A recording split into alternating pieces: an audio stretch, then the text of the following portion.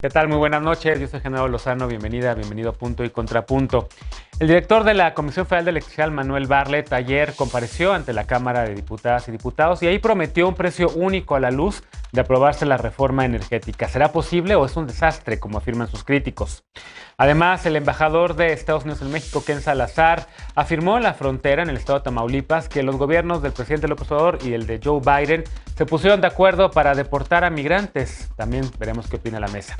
Y un juzgado federal le obliga al gobierno de México, notifica al gobierno de México que debe modificar su estrategia nacional de vacunación e incluir ahora menores de 17 años. ¿Lo harán? Quédate con nosotros que ya empieza la mesa de Punto y Contrapunto.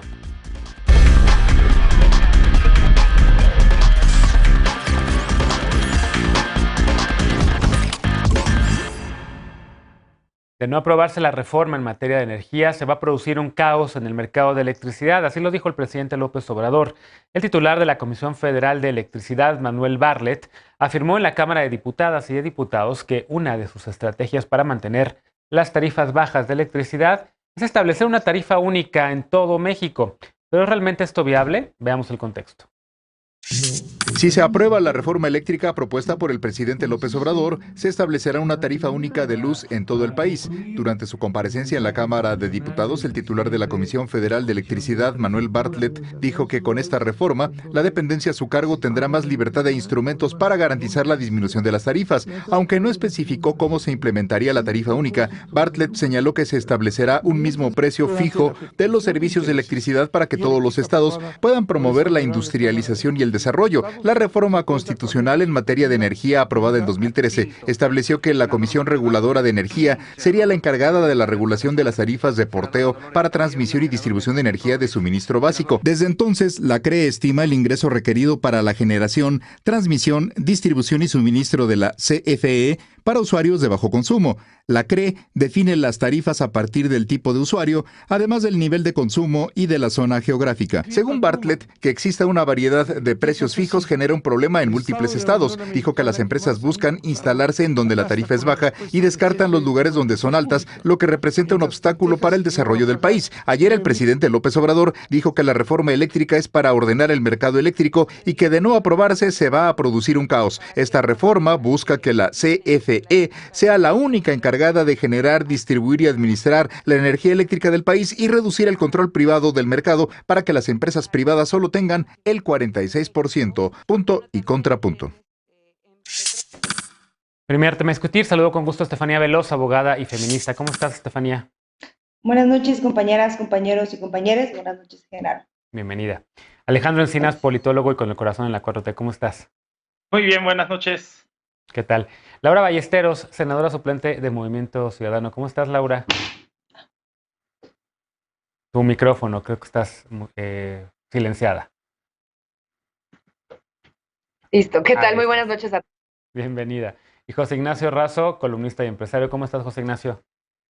Hola, Genaro. Hola a todas y hola a todos. Bienvenido. ¿Qué les parece? Escuchamos primero los puntos. Empecemos con Alejandro. Sobre este polémico mensaje del director de la CFE, Alejandro dice una tarifa única a nivel nacional. Sería posible con el caso de que fuese aprobada la reforma energética. Ayer, por cierto, la secretaria Rosonal estuvo en la mesa de tercer grado dando más detalles en torno a la reforma energética. Pues prácticamente no pudimos tocar ese punto, pero quedó, digamos, en el tintero y ahora es la nota en todos lados esta afirmación que hace el director de la CFE. ¿Será posible? ¿De dónde podría ajustarse, digamos, el presupuesto para ello? ¿Subsidios? ¿Quitarían programas a los programas sociales? ¿Cómo lo ves? No, les quitaríamos posiblemente los programas sociales a Shell, British Petroleum, a Iberdrola y todas estas grandes multinacionales que hoy por hoy están recibiendo subsidios de manera regresiva, que son financiados por todas y todos los mexicanos. O se podrían obtener también recursos de dejar de subsidiar a las grandes cadenas de super y mini supers que pagan hasta 3 veces menos artificialmente, de manera simulada, que cualquier hogar mexicano o que cualquier abarrotería de la esquina, con lo cual se establecen condiciones muy injustas de competencia. ¿Cómo se puede obtener más recursos? Aprovechando todo el potencial subutilizado en la actualidad de capacidad de generación de electricidad por parte de la CFE, que está obligada a comprar en subastas en vez de poder producir plenamente con toda su capacidad instalada la electricidad que se requiere. A mí me parece un planteamiento muy interesante y muy bueno, que va enfocado al desarrollo regional, así como tenemos federalismo fiscal, tenemos federalismo político, pues aquí podremos estar hablando de un tipo de federalismo energético que ayude a reducir las brechas de desarrollo entre las regiones que conforman este país. Porque cuando un inversionista decide en dónde invertir sus recursos, pues analiza, hace un estudio sobre cuestiones de seguridad, de trámites administrativos, de fuerza laboral, si hay capacidades, hay habilidades y competencias en ese territorio, cuestiones logísticas como el transporte, y desde luego también en estas variables se incorporan los costos de electricidad.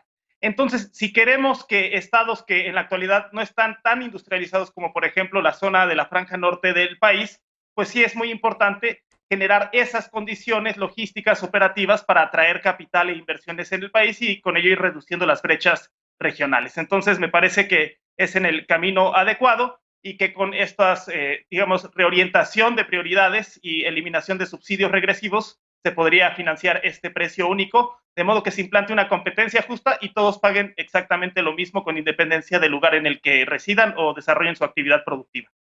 ¿Cómo lo ves, Laura? ¿Te parece adecuada este planteamiento de Alejandro? Porque hay quien dice, a ver, ¿de dónde van a sacar? La verdad, no hay presupuesto que aguante esto. Sería un subsidio muy grande al precio de la luz, que en efecto podría incluso causarle muchísimo estrés a las finanzas públicas y no hay presupuesto que alcance. ¿Cómo lo ves? Pues mira, primero me preocupa que hablar de una reforma energética eléctrica de este tamaño deje completamente fuera el debate que hay hoy ante la crisis climática que vive el país y el mundo. Creo que no solamente se trata de los números y los balances financieros que se tengan que hacer, sino también el impacto que tiene en el futuro de las siguientes generaciones. Esta es la reforma eléctrica más anticlimática que se puede ver en medio de la peor crisis climática que ha vivido el mundo. Y creo que eso es uno de los primeros puntos que está sobre la mesa y que además está siendo negado por quienes están proponiendo esto del lado del gobierno federal y de su mayoría en el Congreso. Y algunos números también, ya hablando no solamente de la crisis climática que enfrentamos, que está siendo ignorada con una reforma regresiva como esta, sino también ya de impacto en el bolsillo de las personas y por supuesto en la emisión de CO2. Mira, de acuerdo con el Departamento de Energía de los Estados Unidos, con esta reforma energética de López Obrador, se prevé un aumento entre el 26 y el 65% de emisiones de CO2, nada más de CO2, hablando de crisis climática, y un incremento del 32 al 54% en los costos de la generación eléctrica y de 8 a 35% de probabilidades de cortes de energía. Entonces, hablando también de crisis climática, pero hablando también del bolsillo de las personas y de la eficiencia de una reforma como esta, no se encuentra un argumento para poderla defender más allá de la ideología y de la nostalgia que ocasiona que el Estado vuelva a tener control sobre todas las cosas, incluida la energía del país, y el control absoluto. Por eso se ha planteado una propuesta desde la bancada naranja en las últimas fechas, pero que además ha venido también desarrollándose en los últimos años, cada vez que sale un debate de este tipo, que es más gobierno, un mercado más libre y un país más sustentable. Es decir, no hay país desarrollado, por supuesto, donde el Estado no es un actor activo para regular a los mercados y castigar malas conductas. Pero esto no está peleado con que haya también un mercado más libre, donde haya empresas que estén dispuestas a tomar los riesgos que el Estado no puede correr en materia de inversión. Y es un falso debate entrar en algo que los echa a pelear. Entonces yo pararía tal vez aquí, pero te dejaría un tema también sobre la mesa. No vemos una sola propuesta en esta reforma que también combata la descarbonización, en donde además todos los países del mundo se están comprometiendo hacia el 2050 a generar. Estefanía, te veo con ganas del contrapunto. Adelante. Sí, yo no sé dónde ha estado la compañera estos últimos días, donde se ha hablado de Alemania, de Europa. Ayer mismo lo platicaban en tercer grado, esta idea de que los países de Europa no están usando energía de carbón. México utiliza 5% del carbón para producir energía y Alemania utiliza 24%, y casualmente tienen varios meses desde que se anunció la reforma energética diciendo, en Alemania no se usa carbón, en Alemania están viviendo en un mundo en el que toda la energía es limpia. Y voy a repetir lo que dijo ayer la Secretaría de Energía, Rocío Nale: 56% de la energía que produce la CFE viene de energías limpias, y creo que eso vale la pena retomarlo. Ahora, en la iniciativa que mencionaba ahora la compañera, donde dice que no se habla de energías limpias, yo creo que omitió la parte donde habla de la generación de hidrocarburos, donde hoy la CFE produce durante mucho tiempo produjo hasta el 10% de su capacidad, cuando tiene capacidad de producir hasta 28%, y es la energía más limpia que existe y que se va a producir en México, y la produce también la CFE. Creo que esa parte se tocó demasiado,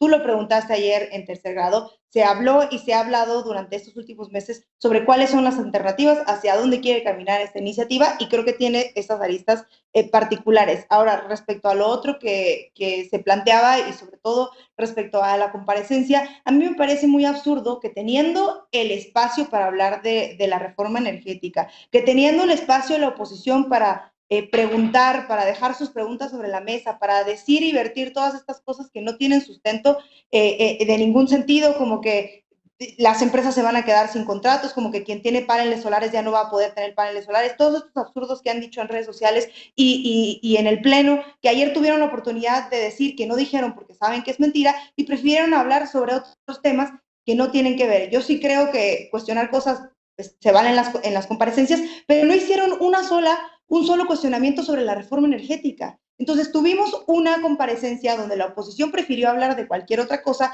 se va la persona que va a responder las preguntas y vuelven a hablar entonces de la reforma energética. A mí me parece que lo que se quedó ayer vertido en la comparecencia fue toda la explicación de la reforma energética, y ahí viene algo claro que es lo que decía lo de la tarifa única, que además de lo que decía Alejandro, hay una realidad, y es que las empresas privadas buscan no beneficiar al país ni a la ciudadanía, sino sus bolsillos, y en eso van a buscar la manera de instalarse en zonas donde la electricidad donde instalarse sea mucho más barato. Y creo que el tema de la tarifa única, más allá de lo que estaba diciendo Pascal, que me parece un reduccionismo absurdo de, bueno, si alguien tiene un aire acondicionado en su casa, va a pagar igual que yo, que tengo un ventilador. No se trata de eso, sino que las empresas no puedan ser ventajosas como lo han sido e instalarse en un lugar donde la energía sale mucho más barata. También es una discusión que hay que dar. A mí me parece que si seguimos en esto constante, de seguir hablando de cosas que ya se explicaron una y otra vez, entonces lo único que queremos hacer es seguir teniendo una reforma energética que al final beneficia a las grandes empresas, y yo hasta ahora no he escuchado que esta reforma tiene la opción de que la energía le llegue mucho más barato a la gente y no a las empresas privadas. ¿Cómo lo ves, José Ignacio? De los puntos que menciona Estefanía también, de los puntos que menciona Laura, y de la entrevista de ayer con la secretaria Nale también, yo estoy seguro que también tiene muchos contrapuntos. Adelante. Sí, lo primero que me gustaría decir es que no deja de sorprender que en una reforma de este tamaño nuevamente sea Manuel Bartlett la mano que esté meciendo la cuna. Ahora, hay que recapitular qué se está buscando con esta reforma. Es el monopolio en la venta y en la compra de energía por parte del Estado. Quieren absorber a los órganos reguladores, crear monopolios estatales con los costos e ineficiencias que sabemos que son enormes. Y en el tema de la tarifa única, creo que ahí muestra una de las primeras intervenciones del Estado en afectar al mercado. No nos están diciendo cómo. Tendría que ser a través de subsidios, los cuales nos van a costar a todos. Y en esta creación de monopolios estatales, tú ayer le preguntabas a la secretaria acerca de la explotación de litio, y ella contestó que no, seguramente en una ley secundaria dirían que una empresa del Estado también sería la que explotaría el litio. Pero no tenemos recursos ni nos dicen cómo. Ahora, creo que el debate debería ser mucho más técnico, en eso coincido con la mesa, y menos político, pero para eso también necesitamos tener mucho mayor información para poder tomar decisiones. Y se necesitan buenos datos, y no los están publicando. También mencionaste esto en el programa. Y los datos que tenemos, muchos de ellos son manipulados, como el tema de las tarifas. Se manipula la información, pero también la ha manipulado parte de la opinión pública de la oposición. Sí. Entonces necesitamos mucho más transparencia en los datos. Ahora, lo que sí están haciendo muy bien es ahuyentar a la inversión. Y una tarifa única no va a traer la inversión. Lo que va a traer la inversión son las reglas claras, es no cancelando los contratos ya vigentes, es generando certeza jurídica, porque eso sí puede ser un desastre. La caída de inversión, la pérdida de confianza, no solo en este tema, sino la pérdida de confianza en el país. Y lo que decía Laura, seguiremos contaminando más. Y esto lo vimos en el reporte del Laboratorio Nacional de Energías Renovables. Y nada más para acabar, yo sí creo que lo que deberíamos tener es un mercado en competencia con iniciativa privada, sí regulado por el Estado, pero que incentive la inversión y con órganos autónomos fortalecidos. Bien. Veo manos levantadas de Alejandro y de Estefanía. En efecto, la secretaria Nale se ha dedicado a defender en medios, a hablar, socializar la reforma, hablando de un mercado perverso, hablando de cómo la reforma del 2013 realmente no creó un mercado en competencia, sino un oligopolio realmente donde se ponen de acuerdo con el precio y al final acaban vendiendo a lo que quieren. Y la corrección, digamos, que promete o que ofrece la 4T a este problema, Alejandro, es lo que están diciendo, justamente crear o darle a los privados un 46%, al Estado 54%, en donde el Estado sea juez y parte. Yo no sé si eso también puede ser un mercado perverso o no. Lo de litio que mencionaba José Ignacio, en efecto, pues bueno, van a crear una empresa de litio del Estado mexicano. Yo, la verdad, no lo veo mal, pero sí requiere mucha inversión, Alejandro, muchísimo dinero. Pemex Exploración y Producción es la parte más costosa de Pemex. Ya no hay petróleo. Burgos, perdón, pero por más que digan, que hablen de Cantarell, pues pasamos de 2 millones de barriles al día en 2004 a menos de 200,000 ahorita. No sé cómo estén pensando invertir, digamos, en esto sin el apoyo de privados. ¿Cómo lo ves? Pues yo, rápido, 4 réplicas. El Estado no busca absorber los órganos reguladores. Los órganos reguladores son parte del Estado y el Estado rige la política energética. No puede estar en competencia igual con otras empresas o con transnacionales, porque es un asunto no de mercado y de competencia, sino de seguridad energética y de seguridad nacional. 2, no es un monopolio, se establece muy claramente que se va a producir 54% por sector público y 46% por sector privado. Hay una regla clara. 3, ¿qué más regla clara que una tarifa única? Reglas claras y parejas para todos los competidores. Y 4, cuando no hay argumentos, no se ataca a la idea, a la reforma, sino a la persona. Y aquí la oposición ha estado sobre todo queriendo desacreditar esta reforma, endilgándole el apellido Bartlett. Y yo creo que ahí es pues muy revelador de la falta de contraargumentación que se puede dar, en donde ya no se ataca al argumento, sino a la persona. Bien, y veo mano también levantada de Laura y de Estefanía. Adelante, Laura. Laura, si me oyes, ahí estás. Sí, estoy, sí, gracias. Bueno, a ver, yo justamente hablando de esto que dice Alejandro, quisiera recuperar lo siguiente, ¿no? Cuando no hay argumentos, se ataca a la persona. Estefanía, empezaste tu intervención atacándome a mí en lugar de responder los argumentos que con datos muy duros te dices justamente sobre la crisis climática, que en donde había estado en los últimos días, viviendo en el mismo país que vives tú, y que por eso justamente nos importa lo que esté pasando en él y que por eso justamente tenemos que atender la crisis climática. Pero algunos datos de lo que decías, Estefanía, justamente sobre eso. El 50% de la energía que produce Alemania es renovable. Y eso es por datos del propio gobierno alemán. Y por primera vez la eólica y la solar superan la producción de los combustibles fósiles. Pero tampoco es de gratis, llevan desde 1990 invirtiendo y haciendo esto. En un debate, además, en donde hoy seguimos sin entrar en México, porque volvemos a hablar justamente de la crisis climática en el plano de esta reforma, y otra vez vuelven a huir a hablar de eso y se vuelven a poner a hablar que sí de la energía barata y etcétera, que tampoco va a suceder. Hay datos que dicen que se va a encarecer. Mira, yo te diría nada más una cosa más, Genaro, para terminar. Sí. Nada está más lejos de la realidad que el estatismo lo que produce es crisis climática. Lo que ha vivido el mundo durante las últimas décadas es justamente un periodo estatista en donde... Pero el mercado no ha producido la crisis climática, ¿no ha sido el principal causante?